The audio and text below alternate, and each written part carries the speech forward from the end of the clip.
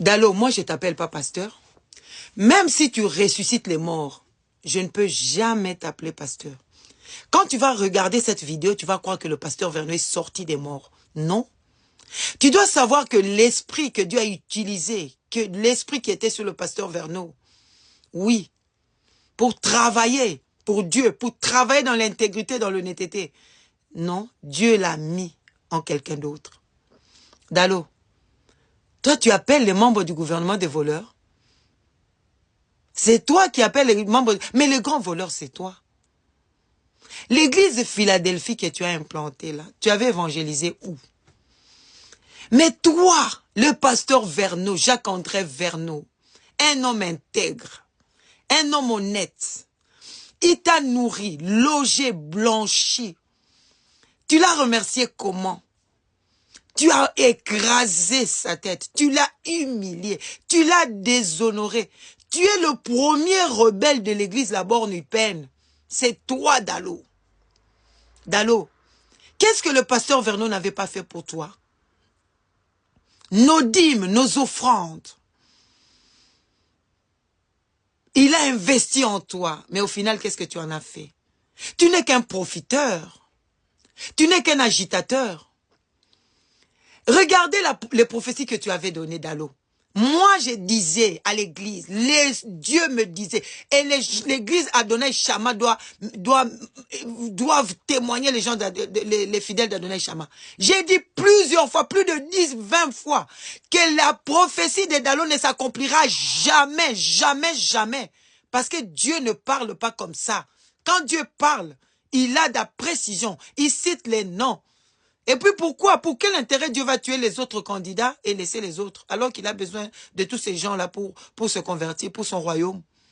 Si tu étais une bonne personne, le président Félix et le président monsieur Martin Fayulu ne seraient jamais, seraient déjà réconciliés.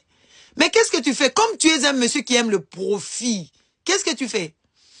Tu préfères le président Félix plus proche, et tu as évincé l'autre évincé monsieur Fayulu à côté de toi. C'est ça, toi, être un serviteur de Dieu. Les serviteurs de Dieu sont appelés à évangéliser. Mais on n'évangélise pas les bonnes personnes. On évangélise ceux qui sont perdus. On leur montre leur laideur du péché. Mais toi, c'est plus le profit. Moi, tel que je suis ici, un mois, tu dis à tout le monde, ça m'écoeure, ça me fait toujours mal. Quand tu passes et que tu parles du pasteur Verneau comme ton père spirituel. Non, tu es un rebelle, tu as craché sur lui. Tu as craché sur lui. Mais je te rappelle que quand David fouillait Saül, il avait déjà l'onction de Dieu sur lui. Mais il a dit quoi? Je ne vais pas toucher à loin de l'Éternel. Voilà un homme selon le cœur de Dieu. Mais toi, qu'est-ce que tu as fait? Tu as écrasé le pasteur Verneau. C'était devenu un défi. Toi, tu envoyais des bus. Des bus. Des bus. Quand tu as mal agi, tu as commis des fautes à l'église La Borne. Eh bien, que j'étais ici, qu'est-ce qui s'est passé? On t'a mis sous discipline. Mais tu es parti ouvrir une église. Et ce sont certains pasteurs des assemblées de Dieu qui t'ont soutenu. Eh bien, c'est cette église-là. Ok.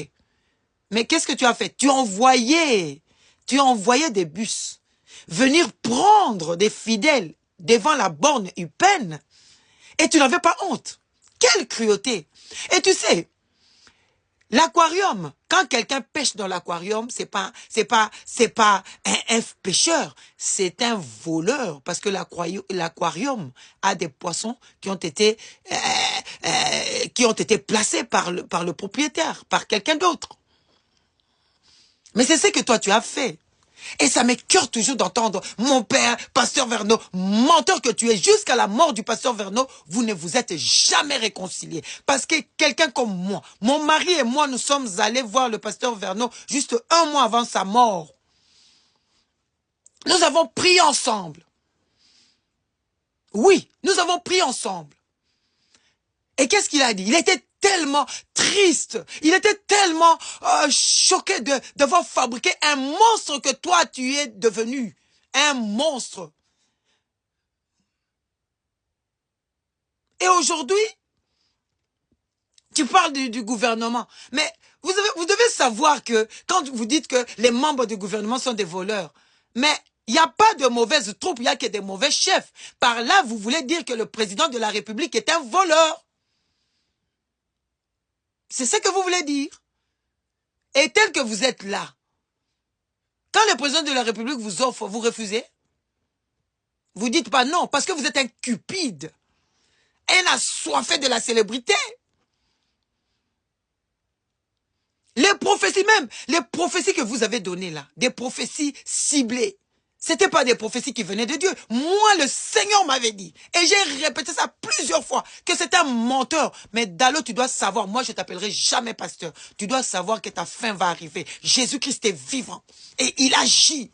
Seigneur, jusqu'à quand ce monsieur va traîner le nom de la sincérité, de l'honnêteté de ton nom dans la boue comme il le traîne maintenant dans des mensonges.